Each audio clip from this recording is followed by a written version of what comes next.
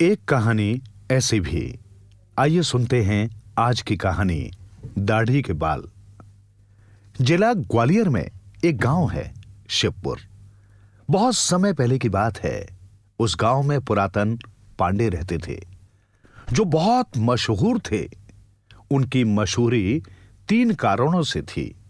उनकी वीरता और तलवारबाजी की कला, दूसरा उनकी लठमार कविताएं और तीसरा जबरदस्त कारण था उनकी हाजिर जवाबी और निडरता। स्वभाव से बड़े घुमक्कड़ थे। एक जगह टिककर नहीं रहते थे। छोटी मोटी रियासतों के राजाओं की सेना में भर्ती हो जाते। जब तक राजाओं से पटती तब तक रहते। इसके बाद नई नौकरी ढूंढते।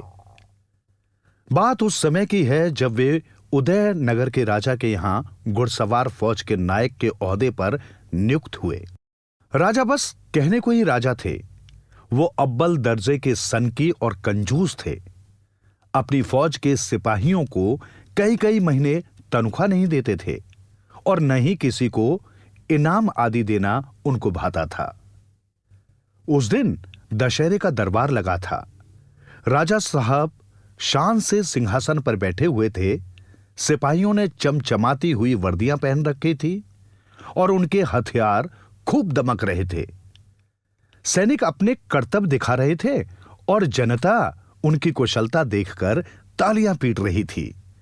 राजा साहब भी सिंहासन पर बैठे बैठे अपनी मूंछों पर ताव देते, दाढ़ी पर हाथ फेरते हुए वाह वाह कर रहे थे। जब पांडे जी की बारी आई तो उन्होंने भी घुड़सवारी के बेजोड़ करतब दिखाए। पूरा पंडाल तालियों से गूंज उठा।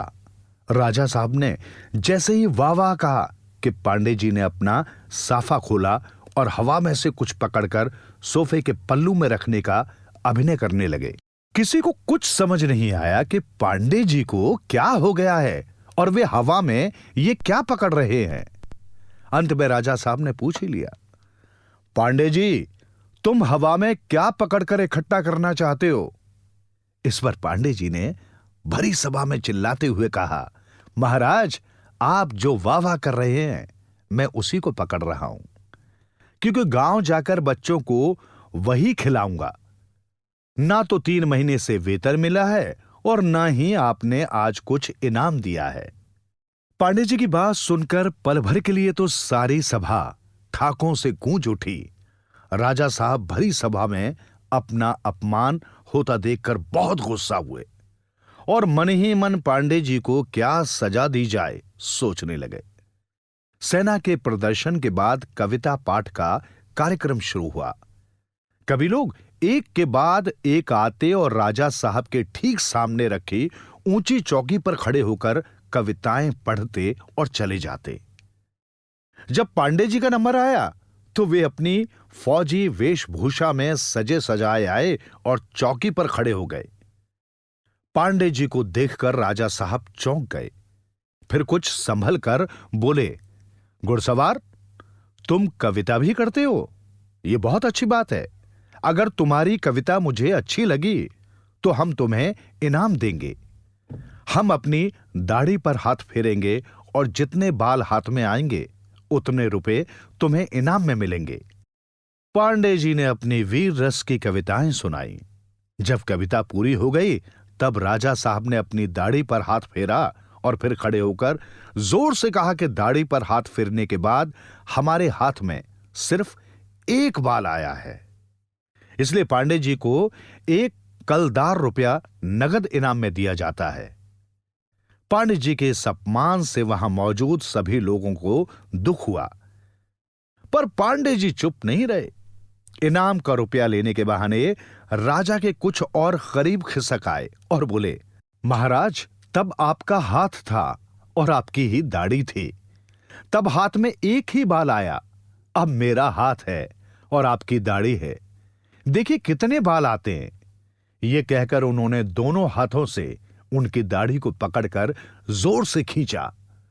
राजा साहब तकलीफ के मारे चिल्लाने लगे। दरबार में भगदड़ मच गई और इस भगदड़ में किसी को पता ही नहीं चला कि पांडे जी कब अपने घोड़े पर सवार होकर चंपत हो गए। राज्य की सीमा से काफी दूर आकर शिवपुर के रास्ते में जब पांडे जी जलपान करने के लिए रुके, तब उन्होंने अपनी अंटी में पड़े हार को भी संभाला। ये हीरों का हार पहनकर राजा साहब दरबार में बैठे थे और दाढ़ी उखाड़ते समय पांडे जी का हाथ उनकी अंटी तक पहुंच गया था। पांडे जी शिवपुर की तरफ बढ़ते हुए ये सोचकर बहुत प्रसन्न थे कि राजा साहब की आधी दाढ़ी के जितने बाल उनके हाथ में आए, उसे कहीं ज्यादा रुपए हार बेचकर उन्हें मिल जाएंगे। पिछले 3 महीनों से न मिले वेतन का घाटा भी पूरा हो जाएगा।